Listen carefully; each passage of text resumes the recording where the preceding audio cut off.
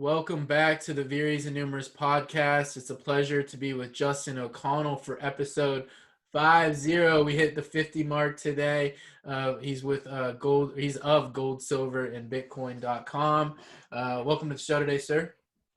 Thank you so much, RL. My pleasure being here, and congratulations on episode 50. Thank you. Thank you very much. Yeah, I've done some other podcasts, but I don't think I've reached the 50 episode milestone yet. So this was a good. How have you been?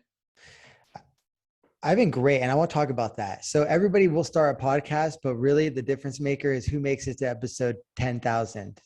Right. And I must have stopped and started many podcasts in the past. Big mistake was stopping them. And on the Gold Silver Bitcoin show, which I'm trying to do every day, but I'm not succeeding currently, I'm not looking to stop anytime soon. So yeah, your work ethic is definitely something that everybody should try to aim for. I would say you definitely put out a lot of content. I watch your show all the time, so don't stop anytime soon, or I won't have anything to watch when I'm not talking to you or doing something in crypto. So let's start with what have you been looking at? We're going to talk about a lot about crypto, a lot about a little bit about the government, what's going on with the Fed and all that. But let's just talk about what have you been focusing on just since the last time you and I talked in the last 2 or 3 months or something like that. I would say the economy generally. I think much of what I focus on is basically dictated by the guests that I have on the show. So, for instance, Danielle DiMartino Booth comes to mind, and she was a Federal Reserve analyst. She's also an Austrian economist. I asked her how many Austrians worked at the Fed, and she laughed and said there might be a few in the basement. Now, so that leads me to believe that she's one of the very few Austrian economists who have been kind of on the inside of this quasi-public-private institution, the Federal Reserve, which has embarked upon the quantitative easing program in the wake of the global financial crisis. That was initially initiated by a $1 trillion bailout. And we all know the story so well. And she mentioned on the show about how you could see that essentially there was going to be many businesses that were going to go out of business, but because of that liquidity injection, that did not happen. And many of these businesses are still on life support today. They're in many ways kind of zombie banks, as many people have called them. Many of these banks were the ones who got the initial bailouts, but businesses of all types benefited from that bailout. And then that quantitative easing was institutionalized, I think, much in the same way that other policies have been institutionalized in our lifetime. And we saw in 2020 a $6 trillion bailout under the Trump administration, under Powell as chairman. The first one being under Helicopter Ben, who we all came to love and adore. I think we would all just prefer if Ben just stayed there. I mean, he was so entertaining. He and Ron Paul would have interesting debates. Under Powell, we saw the $6 trillion bailout. So, wow, that would have been unfathomable, really, in 2008, 2009.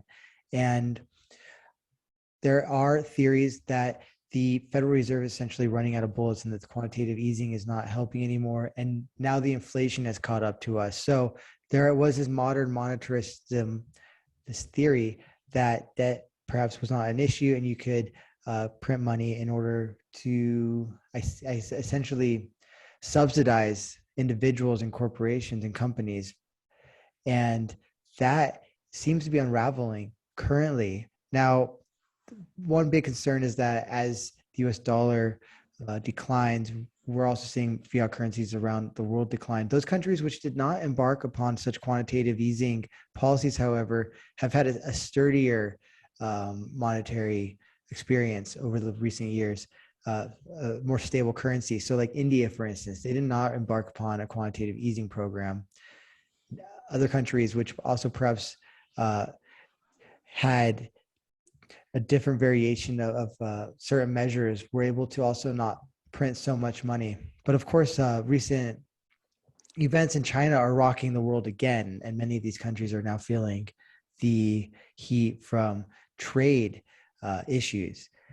Now, when we look at the $6 trillion printed and now the increasing inflation, it seems that the U.S. and American consumer is really experiencing an economic period that they have not since the late 1970s. We can think back then to gas lines, images of gas lines we might have learned about, and also stagflation at that time. Now we're entering essentially the same period. That's what I'm looking at, RL. Now, what does that, now it was an understanding of this economic history, which ultimately led me to gold and silver, precious metals, particularly silver, which I think probably is trading around $25 today. I think a very undervalued price considering the inflation that we've seen across the board. We've also seen unexpected spikes in certain commodity prices. I think nickel as well. And now Bitcoin. So this understanding of this macroeconomic picture led me ultimately to Bitcoin, which in many ways is a philosophical answer to a lot of the economic problems that we have today. It's also an economic answer to them. Philosophically speaking, individuals like Patrick Byrne have pointed out that Bitcoin is really a byproduct of the classical liberal theory, today popularly known as libertarianism. I think Austrian economics is also a school thereof. And we now see states essentially looking to ban proof of work. And I think we can take this conversation in many different directions. We could talk about proof of work versus proof of stake. Why are states looking to ban proof of work? But let's kind of look at some of the news first. So we see like here in New York, which I know is by you, and I think we're having a little different experiences. You being in Pittsburgh, I believe, and you're maybe a little bit outside of Pittsburgh, and I'm in Idaho. Right. And I see in New York, there's a bill to ban proof of work crypto mining poised to advance. Now, let's be honest, that's Bitcoin. That's pretty much Bitcoin. Much of the industry. Where's the bill proposal at? I'm sorry. In New York. Okay, yeah, New York. Yeah. So if passed, the bill would place a moratorium on proof of work crypto mining for at least 2 years. One environmentally minded state lawmaker is concerned about fossil fuel plants moving into Bitcoin mining. I'm going to call it Bitcoin mining because much of the blockchain industry, the crypto industry, has veered towards proof of stake organizations, or also kind of this distributed ledger quasi blockchain arrangement. Very few are running proof of work. I can think of Cadena other than Bitcoin. And I'll ask you, are there any like other proof of work, like blockchains that you are aware of and keeping an eye on that offer smart contracting services particularly? That's a good question. Not off the top of my head that I would say that are, ones that I would put any of my money into. No, most of the smart contract platforms are proof of stake. So yeah, that we could have a whole different argument about that proof of stake versus proof of work, like you mentioned, definitely. But as far as money goes, I personally believe that proof of work is better for money. And then at least, right now, that seems to be the way to go. And I don't think there's really much argument about that from the Bitcoin community, inside the Bitcoin community. It's interesting to me, just to talk about this for a second, is that what is the guy from Shark Tank? I always forget his name. Mr. Wonderful. They call him Mr. He calls himself Mr. Wonderful. Well, Kevin O'Leary. What is it? Kevin O'Leary. Anyways, he came out as like a Bitcoin advocate or whatever, and then he automatically a month or two later, he started talking about how proof of like green Bitcoin and proof of work, was this bad thing that we need to like rid ourselves of. So is he just a plant in the Bitcoin community to change the narrative? Do you believe that's the sort of thing is going on? Not to be too conspiratorial, but it does seem like they're trying to get like maybe the establishment side of the world of markets in the United States, at least there's these thought leaders that are like on TV and stuff, and I would say he's like a thought leader. Do you think these type of people are being put into positions to change narratives? It might just be opportunists, but certainly around 2015 there was, or rather 2014 I guess is the year the Ethereum Ico took place. There was this it was 2015, year of blockchain. In 2014 we have the Ethereum Ico. In 2015, which I'm talking about, is something completely different. Ethereum I might define as like crypto, and then the blockchain being corporate Americas and corporations generally, international corporations, forays into the world of blockchain, really distributed ledgers under the guise of blockchain. So it's quite interesting that we had this word. I'd go to blockchain conferences and there wasn't a blockchain in sight. Now, so this co-optation took place around 2015. I call 2015 the year of blockchain. I wrote an article on it for CCN, CryptoCoinsNews.la, I believe, back in the day. And we saw IBM and many other corporate companies enter into blockchain. And what they were talking about was something completely different. And even proof of stake is completely different than, I think, proof of work and Bitcoin. So as you mentioned, you really aren't seeing many proof of work smart contracting platforms out there. Not many proof of work alternatives to Bitcoin generally, also that have captured too much attention, of course. So I would argue that, in fact, when we're talking about a bill or bans on proof of work, we're talking effectively about bans on mining. Without mining, bans on Bitcoin, and without Bitcoin mining, there is no security in the Bitcoin network. So now you might have black market Bitcoin mining, but that theoretically could reduce significantly the security of Bitcoin. So this New York bill would ban proof of work cryptocurrency mining operations and prevent existing facilities from renewing their permits for at least 2 years. And that they need permits in New York under the BIT license. It says plenty, I believe, and really New York was one of the most progressive in that area early on. That was the BIT. Gemini went through great pains and to open up Gemini, I believe, in New York. And the Winklevoss twins are evolving to be very interesting characters. Maybe on one of our future podcasts, we can discuss them. So a version of the bill passed the New York State Senate last June before being referred to an environmental committee. So we see that ESG is being kind of used as the main target, not against crypto, but specifically against Bitcoin.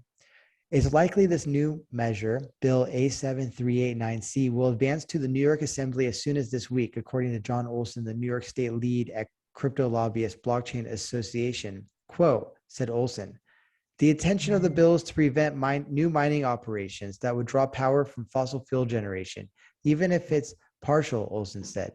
The impact, though, is really just economic in the sense that good paying jobs are going to be going to other states in mining operations that would face less regulatory scrutiny in terms of environmental impact would be setting up shop in another state. Nonetheless, we do see this essential move, not only in New York, but also in Europe. I think we see a lot of European policy appear in the US first through New York. Now, we can see Sweden and the EU discuss Bitcoin proof of work ban, according to CoinDesk. This was April 21st, 2022. Swedish financial regulators and the European Commission have discussed the possibility of banning the proof of work method that underpins Bitcoin because of its impact on the environment, according to documents published by Netzpolitik.org, a German website. Now, impact on environment, we see goals throughout the world to get down to 0% net carbon output, I believe by 2050, if not even earlier. Now, essentially all human activity, every activity under the purview of what we call civilization puts out CO2. Right. And that includes, of course, proof of work. So the documents apparently released under the EU's Freedom of Information law shows that a meeting in November, Swedish financial environmental regulators and the European Commission's digital policy arm discussed banning trading in crypto assets such as Bitcoin that use the proof of work technique. Again, only Bitcoin pretty much. We're talking there are some others. I mentioned Cadena. There obviously are others, but specifically, we're talking about the ban of Bitcoin here, and then there's obviously going to be some collateral damage. This is what I've been keeping my eye on, RL, is that there seems to be some of the world institutions like the IMF who are critical of Bitcoin. They're critical of El Salvador's implementation. They're also critical currently of, I believe, Central African Republic. Mm-hmm. Implementation or take on Bitcoin, approach to Bitcoin in El Salvador. We see now lawmakers moving to ban Bitcoin essentially. Yeah, I think that what you're saying is spot on. I think that the reason that Bitcoin has been the unstoppable force it's been is because there's been no way for uh, a legislative body to go say, "Hey, turn it off. We have to turn that off right now." I think that the proof of stake model would make it makes it more it makes it a more likely scenario. Like if Bitcoin ran on top of Ethereum and that was like the only money that we had to protect ourselves from like inflation or the state or whatever you want to say, or these alternatives at least, it would be much easier to shut it down. So I think it's super important that Bitcoin stays proof of work as well. What do you view as like, what are your thoughts on these countries like Central Africa and these places that are like floating the idea of adopting Bitcoin now? Do you think it's a good time? Like, do you view these market cycles? Do you believe, like, I believe that we're in this bear market. We're like 6 months into a bear market or whatever. I know you don't, I don't think you believe that, where you believe it more like, you look at it more like, you view out, maybe more and just say we're range bound for a few years or whatever, or maybe, I don't know. I'll let you get into that. But what do you think? Do you think these market cycles, like these bull bear 2 year bull 2 year bear, whatever you want to say, markets, these 4 year cycles, do you believe that they have any sort of impact on these developing nations or whatever you want to call them, these smaller countries that are just trying to get by, and actually store some value? Like we know that we're losing value in the United States and a lot of these other countries, developed countries around the world. The central banks are siphoning that money off, basically, or purchasing power off. But these a lot of places in Africa and around the world are like decimated. We talked about the Argentine peso, things like that. So do you think that that has any bearing on like their adoption? Has it hampered their adoption, or could it hamper their adoption in the future? The Argentine peso is worth 0 Bitcoin, and the Argentine bank is banning banks from engaging in crypto transactions. The Bank of Spain has warned, and many other banks have warned about the financial instability that crypto and Bitcoin could lead to. I have reports open here, just one right after another. Economist Eswar Prasad has unsettling predictions. Like, in other words, cryptocurrencies may contribute to monetary and financial instability, especially if they were to spawn a large and unregulated financial system that lacks investor protection. That is an alternative to the current system. What do I make of big countries like El Salvador and the Central African Republic, in El Salvador's case, legalizing Bitcoin as tender there? I think that it speaks to the moment in history in which we find ourselves. I think we see a waning American empire with a world reserve currency that is increasing in instability. It's been devalued over decades, particularly starting in about 1972 when Richard Nixon took it off of the gold window, that is depegged the US dollar from its approximately 40% gold backing, I believe. And furthermore, actually, I would argue, ended the Bretton Woods system then. So I think that there is now essentially a new system, and I guess that would be the American hegemonic system. Post the closing of the gold window, it's now a new system. It's post Bretton Woods now. And so we've been in that situation for about 50 years. And it seems that that is now coming to a close. Obviously, there's needs for a more multipolar world to emerge. And that's what's taking place. And so the question is, my concern with so these nation states that are now protecting themselves from this instability in the dollar, in El Salvador's case in particular, is that they don't continue maybe their histories of corruption. I also am concerned that perhaps there wasn't a appropriate economic calculation done before a nation state like El Salvador began investing in Bitcoin or implementing legal tender. As Danielle DiMartino Booth points out, there's not an Austrian in sight in the Federal Reserve. So is there somebody who truly understands economics and financial markets in the El Salvadorian state? I don't know. I do know that Bukele has a history of entrepreneurship. He owned a motorcycle business, I believe, when he was younger. I believe he was selling like Mitsubishis or something. So maybe he does have an entrepreneurial spirit, and this was a calculated maneuver from a market or economic viewpoint. Yeah, just to say something real quick on Bukele. I actually saw, I think it was Vice News did a story on him recently. I don't know when it came out, but I just saw it. I think it was in the last month. Might have come out.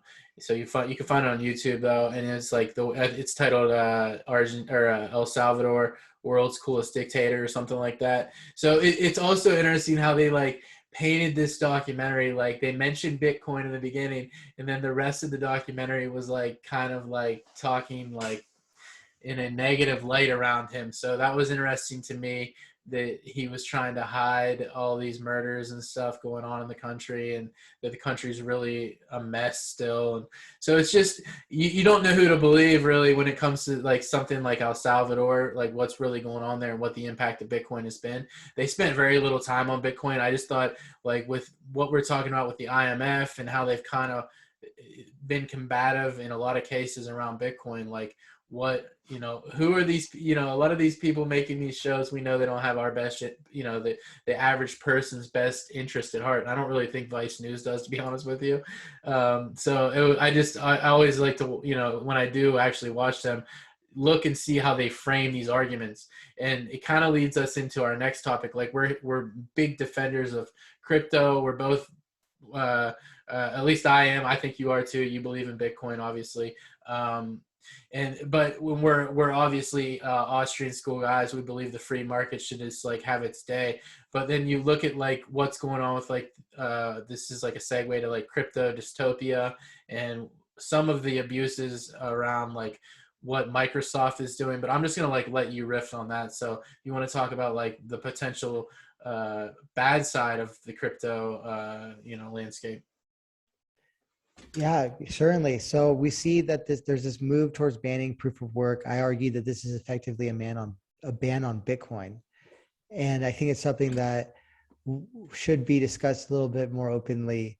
And obviously, we see ESG as the vehicle by which to ban Bitcoin. Now, of course, there's no reason in why Bitcoin should be banned for its carbon output or should be blamed for its own carbon output. Now, if we have largely subsidized energy sources, then I guess the critique might, if you want to take it in this direction, would fall on the state for malinvesting in resources, or rather in energies and energy technologies. Now, of course, I think the more reasonable approach here is that, of course, while alternative energies are very important, it's important that they evolve and are adopted in an organic fashion. It's something that you don't want to rush too early by phasing out oil too quickly and trying to implement electric everything, because you need a lot of these resources in order to sustain life. And we want to ensure that people have the right to life, liberty, and the pursuit of happiness ultimately. And so now to blame Bitcoin for its carbon output is just essentially a non sequitur. It demonstrates the inability for most people to think logically, rationally. Unfortunately, they all too often, I think, are in a dream state and really don't even know themselves what reasoning they're applying to any topic. So banning proof of work is total nonsense, essentially a ban on Bitcoin. And I think the reasons therefore are of a socio-political, historical reason, not environmental reason. We do see now this kind of competing wing of blockchain, proof of stake systems, and also distributed ledgers. And we can see that this co-optation of a blockchain could also take us in a much different direction, I think, than the one in which early Bitcoiners kind of imagined, and Bitcoiners today really too imagine, which is more that classical liberal. Rather, we see out of the more general crypto, more of a social liberal approach to cryptocurrency. I was at Denver in February, and guests included the governor of Colorado, Jared Solis. And many of the technologies there, while giving lip service to decentralization and oftentimes being very interested, decentralized cryptocurrency and token wallets, sometimes are not so. Now, you can look at what some of the big corporations are doing. So like Microsoft. Now, at GoldSilverBitcoin, I covered a Microsoft patent 2020606066, I believe. Yeah, W020200606. Cryptocurrency system using body activity data.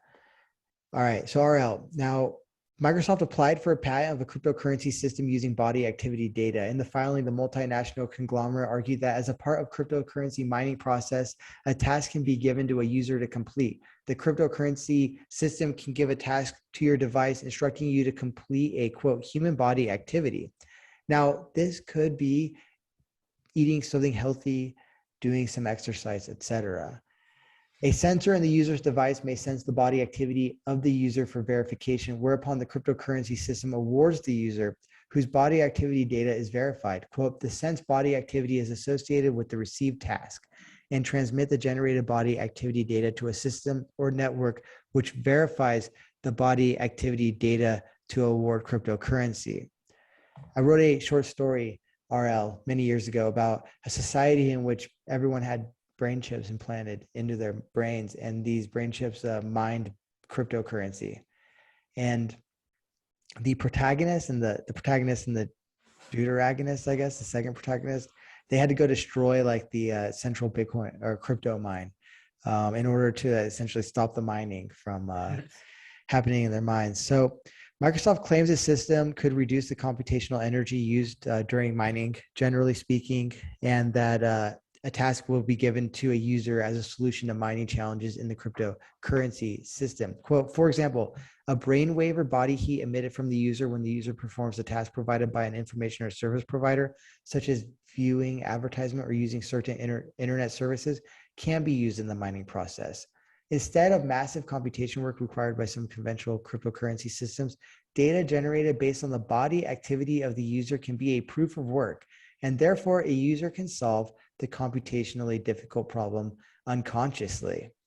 Now, another interesting technology that I read about came from in an article written by Cointelegraph, and that Cointelegraph article covered that a town in Poland was the first to adopt Ethereum blockchain for emergency services. So it was the smart key, and it was in Olsztyn, Poland.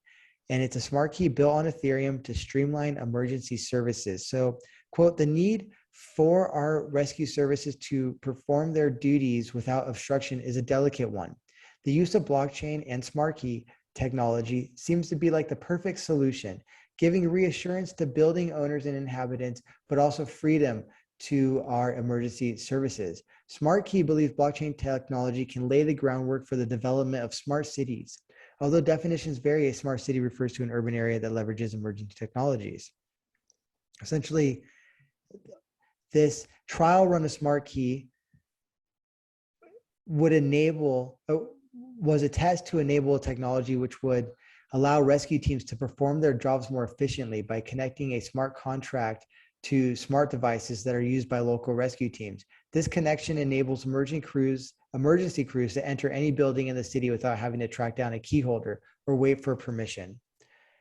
So these are some interesting technologies. I like particularly the Orwellian turning on its head of this notion of freedom for the emergency services.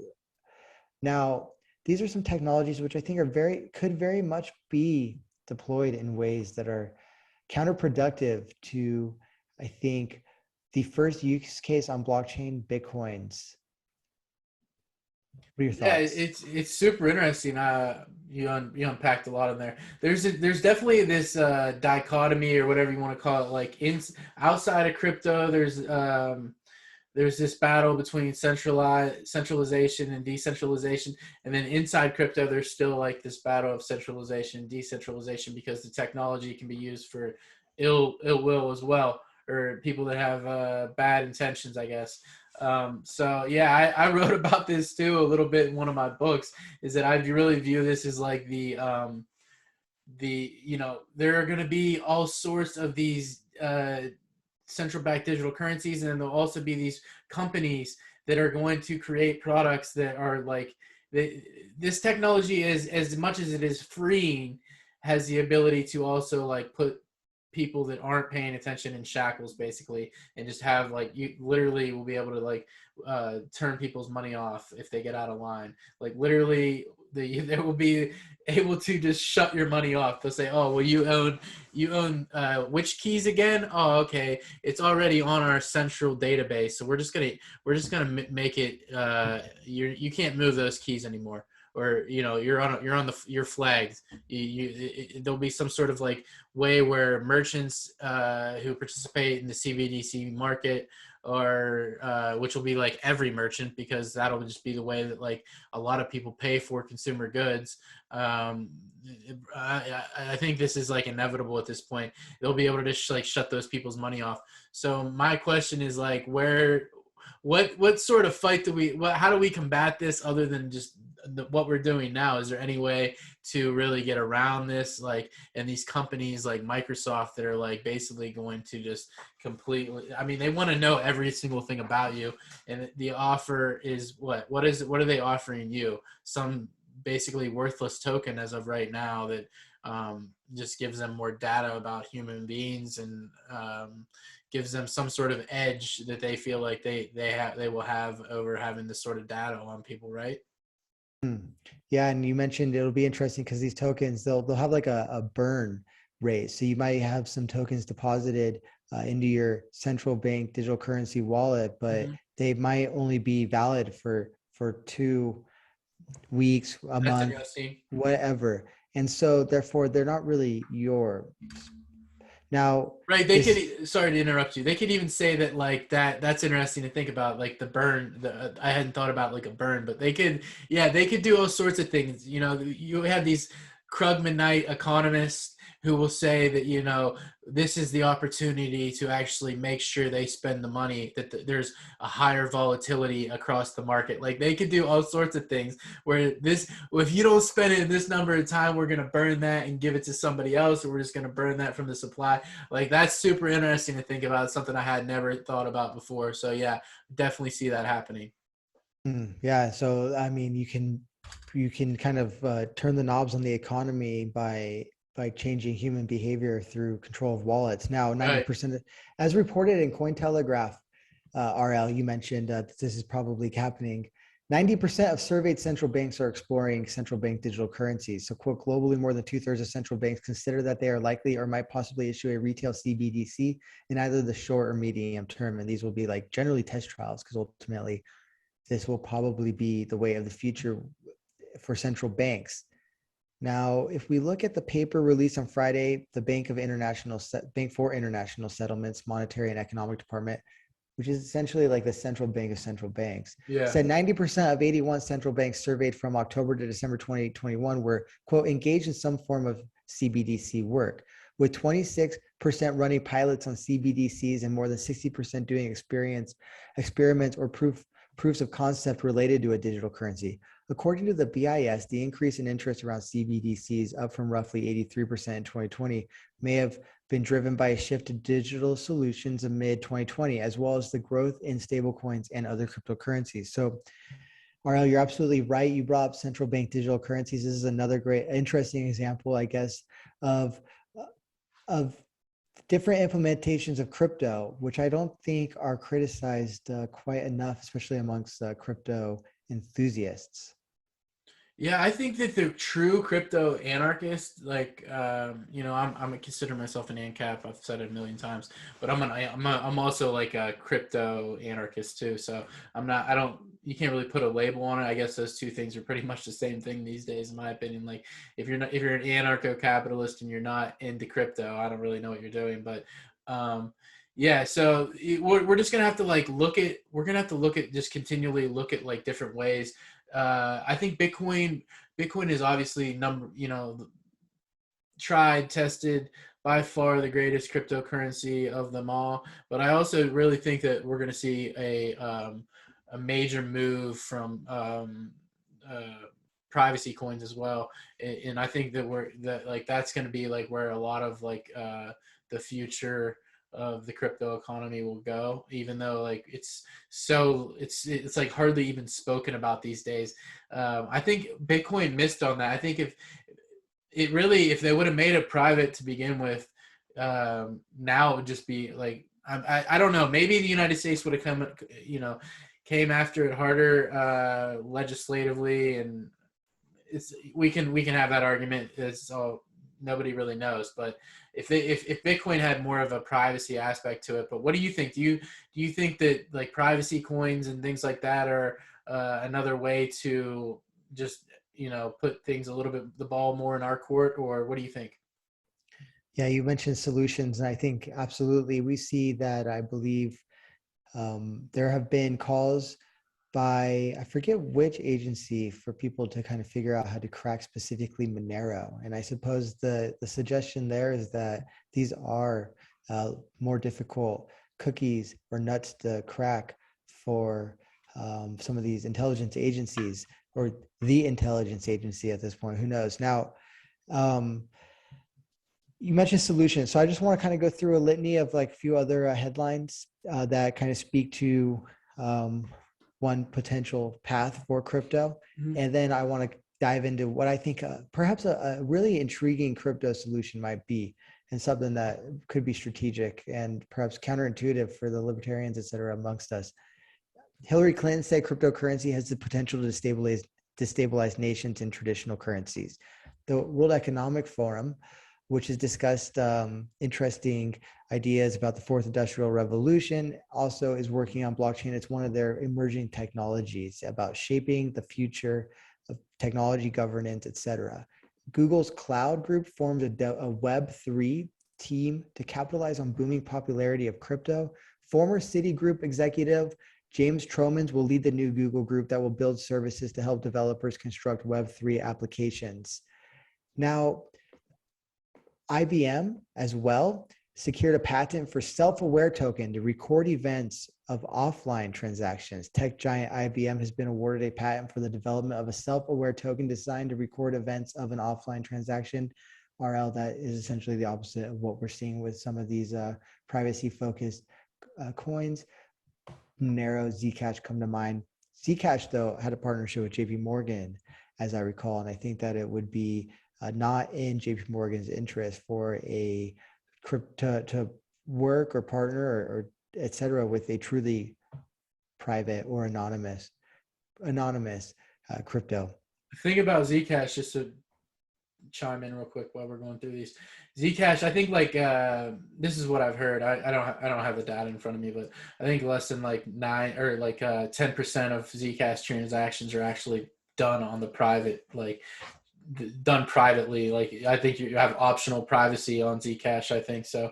I think that's how that works on Zcash. But like I said, I don't have that data in front of me, so that could be wrong, but maybe that's why maybe they view Zcash as like one of the, I don't know. Something about Zcash I don't have a great feeling about, but maybe that's why. Maybe I just remember subconsciously about their whatever about JP Morgan. But yeah. I believe that some call for developers or hackers mentioned specifically Monero and not yeah, Zcash. I think you're right. And then you look at JP Morgan partners with Zcash on blockchain security. JP Morgan has partnered with the makers of Zcash to provide a new layer of privacy to the users of its enterprise grade blockchain. And then which never was released, was it? Or did they ever release that? JP Morgan, did they ever release their blockchain? I don't think, didn't they just like quit? JP Morgan coin. I believe they've probably done some tests, but it's certainly not in production. Yeah, I don't know if they're still working on that or what, but it's been years, I think now. Yeah, then let's see if we can pull up that Monero story real quick. IRS will pay up to $625,000 if you can crack Monero. Wow. The IRS is now offering cash to anyone who can, quote, reliably produce useful results on a variety of real world cryptocurrency investigations. So ultimately, I think my thesis is that we are seeing the emergence of a crypto communism, and it's not only led by those at the grassroots level in Web3 and in crypto, but they will have the support of big institutions from the World Economic Forum to these major corporations and otherwise. And they also have the support too by virtue of not being banned by the states who are going after proof of work mining solutions. Now, I think crypto generally is one solution of many. I think, like you mentioned, discussion, staying connected, love as also another solution. At a tangible level, though, I think some of the crypto projects that I'm most excited about, RL, are around universal basic income and welfare. I think that there's certain services provided by the state that could be replicated and must be replicated in order to serve as a potential alternative Right. to state solutions. So play to earn is playing into this. I think it's very important that players in play to earn have dignity, etc. We see this movement generally in crypto to disintermediate everything. So if you're going to write a book in the future, RL, instead of going to a publisher and trying to get an advance, which are becoming fewer and farther between, I'm sure, you can go straight to a community and have them say, buy your NFTs, perhaps deployed on stacks or on another solution. And most of which are deployed today on Ethereum. The shortcomings of which is a whole other discussion. Centralization, though, I think is a solution. And I think looking at the state, looking at what people like about the state and building those solutions in decentralized fashions are the way. So game theory in terms of universal basic income, I think is something to explore. Game theory in terms of welfare, how to deploy welfare in a crypto system. Yeah, you can already see this like on it's so funny you brought that up. I was on Steam or Hive today, which used to be Steam at hive.blog, and I still use that. I really can't figure out why people don't use that, but I saw something about I post my articles. I write 4 days a week for the Cryptonomist on there. Sometimes I'll post a link on there.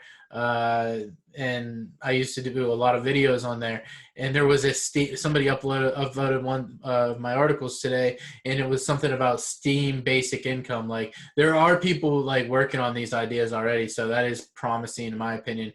But yeah, we'll definitely, if we are going to get the world that you and I would like to live in, where it is privatized, these things do need to be figured out.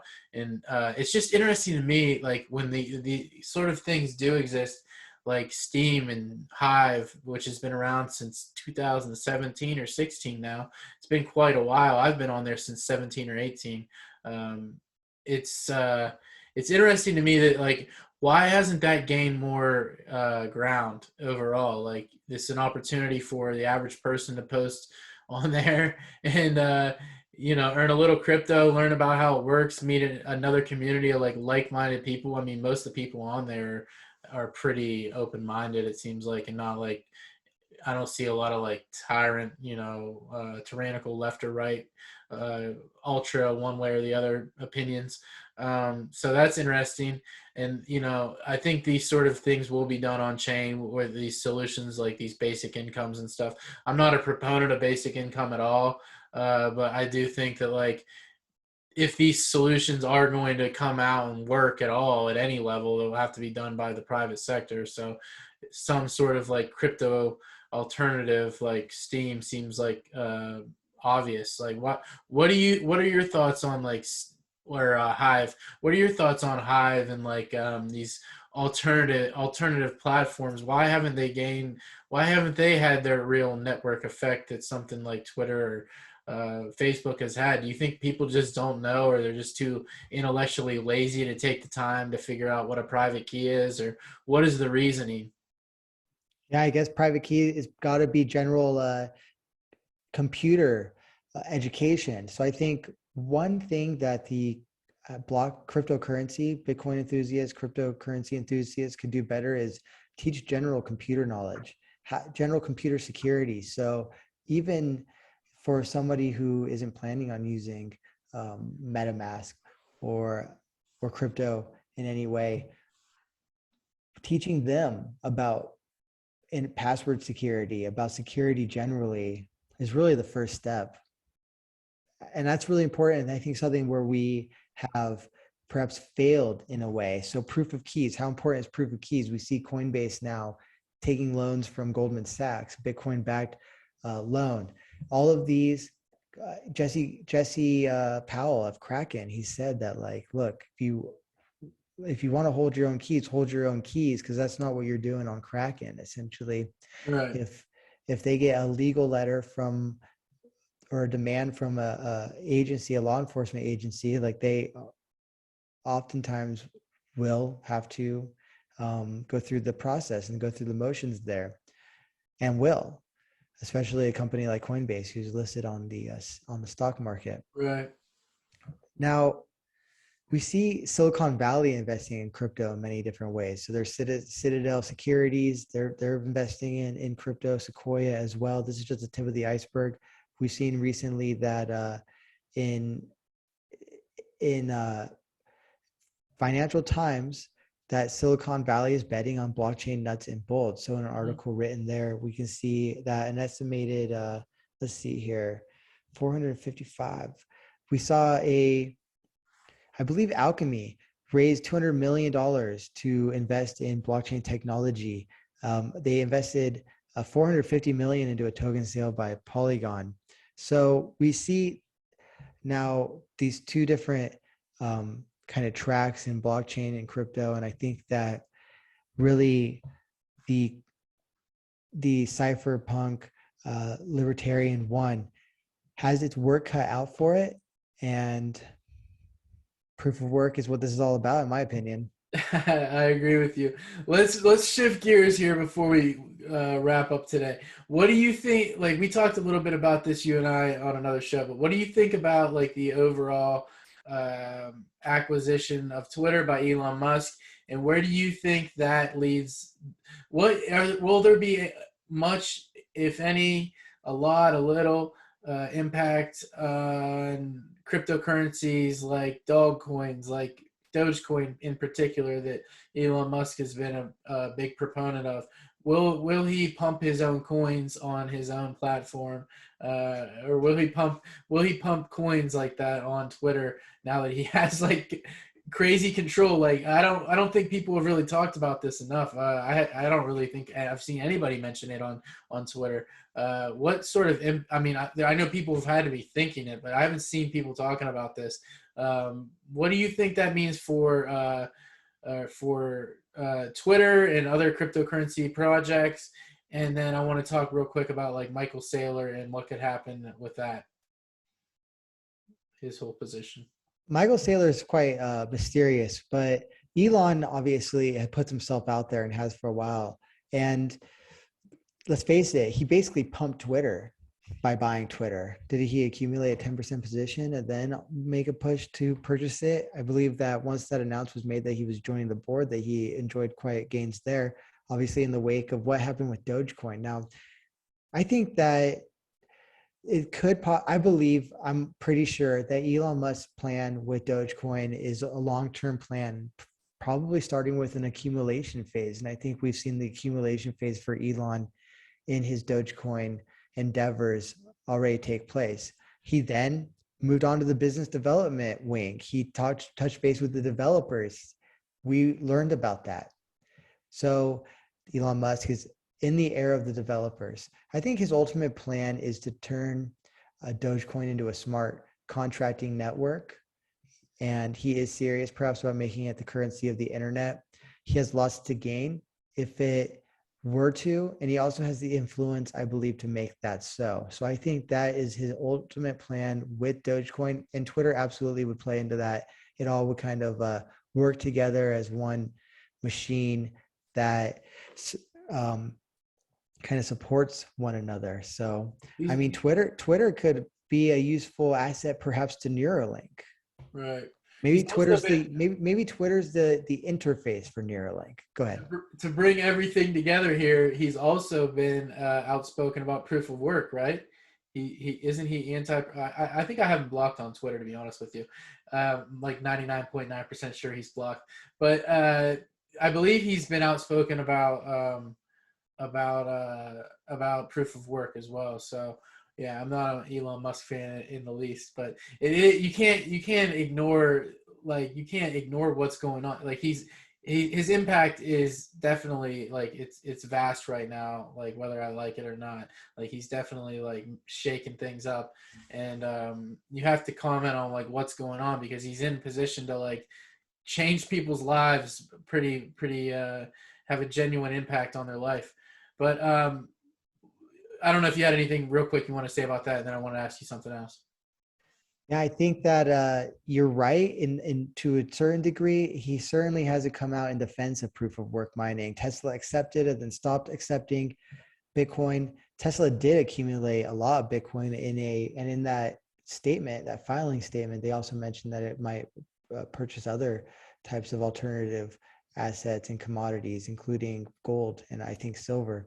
Elon Musk said that Tesla would most likely accept Bitcoin again when it becomes more eco-friendly, Right.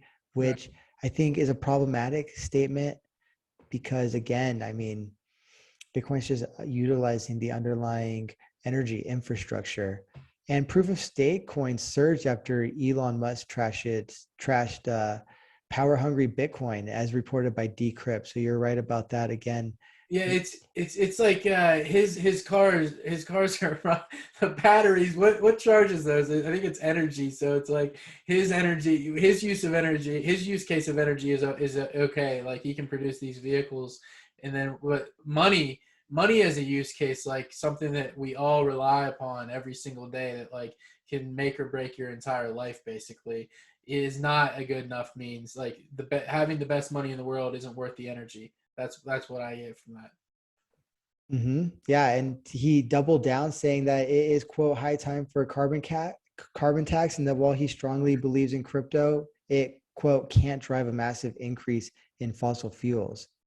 Yeah, I don't trust the guy. I can't get behind anything he says really. So let's move to Michael Saylor real quick. Well, don't post this on Twitter then. Why? Oh, on Twitter. Yeah. Okay, I got you. I was thinking about Michael Saylor. I have him blocked too. So let's move to Michael Saylor. Let's talk today about two people I have blocked. But Michael Saylor, there's a rumor that he's going to get margin called, or I don't know if it's a rumor. Or he actually came out and said it, but the 21K, he'll feel some pain at 21K.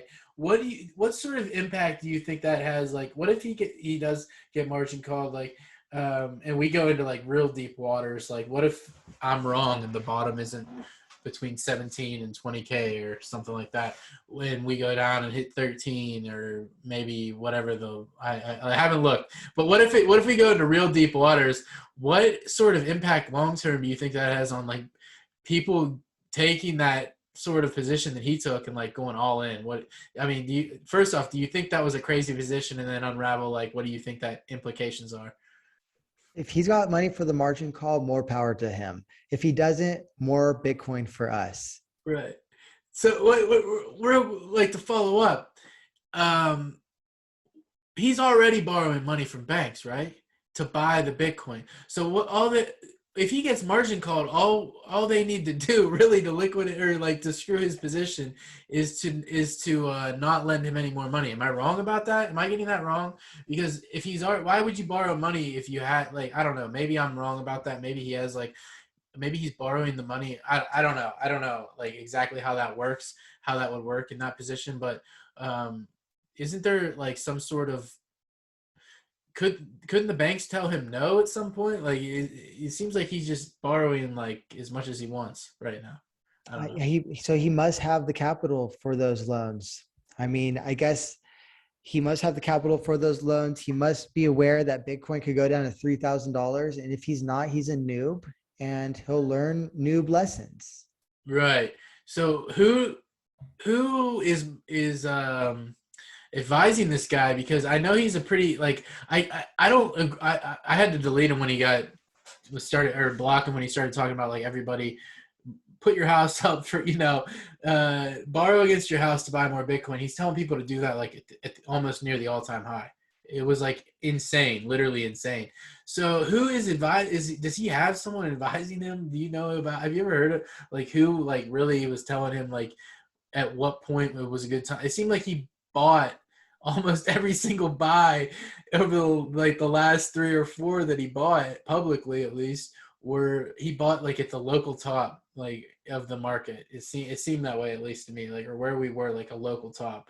So I mean, he was buying really close to the top. It just seems like, I don't know, it didn't seem like the best game plan to me. Do you have any thoughts on that? Many people claim that they orange pilled Michael Saylor.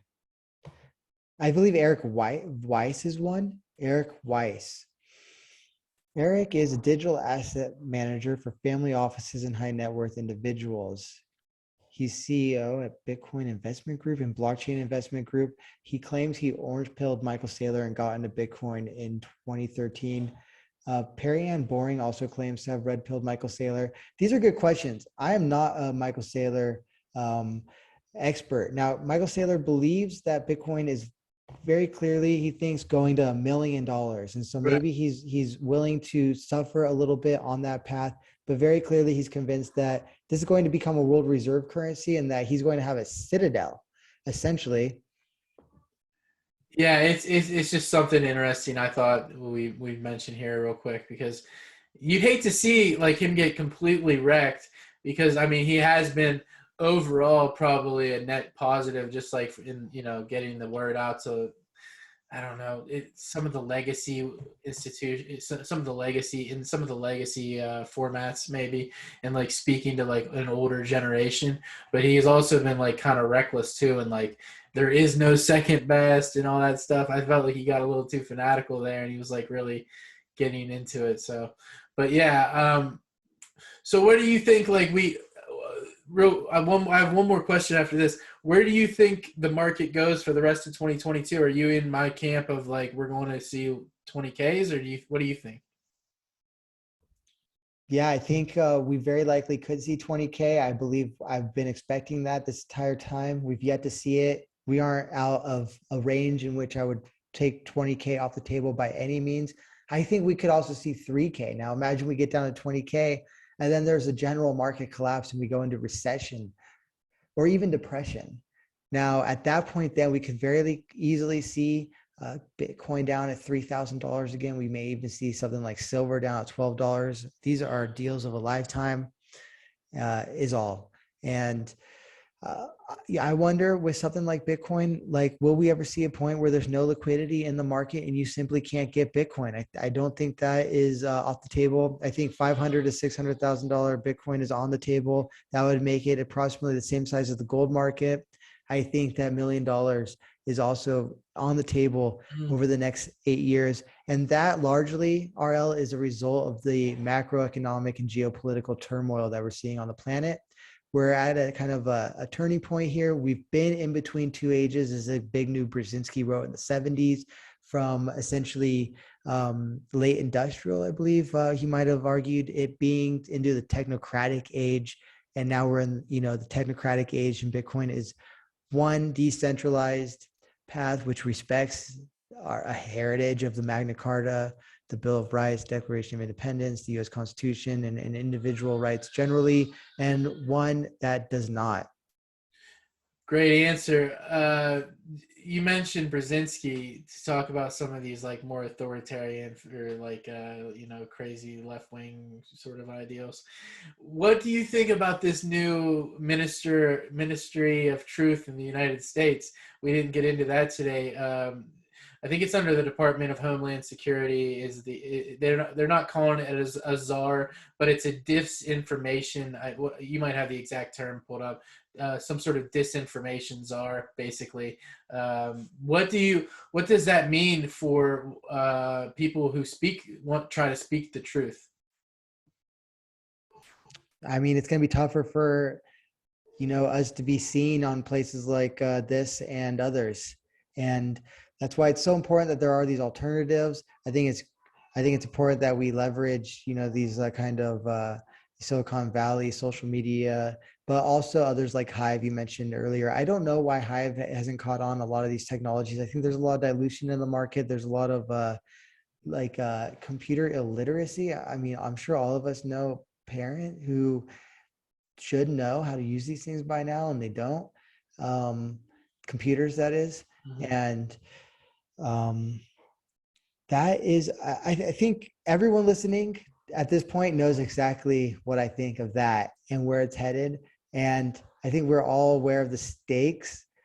And Bitcoin, I think, is really is where I put 80% of my effort. RL, I put the other 20% in the crypto generally, I guess largely, but 80% into Bitcoin, because there's a reason why proof of work they're looking to ban proof of work. I think that was a great way to wrap up. I appreciate your time today, sir. Is there anything else you'd like to say, though? Thank you so much. Congratulations on episode 50. Like, I look forward to coming back on again and having you on Gold Silver Bitcoin show. And it's always good talking to you. Keep I it up, appreciate because it. I want to see you with like 500,000 subscribers here soon. Let's go. Yeah. I need to put more emphasis on growing the channel and, stay. I took a little break, but I appreciate all the nice stuff there. But yeah, I'll get you on here again soon and we'll check in with you. Until next time. Thank you.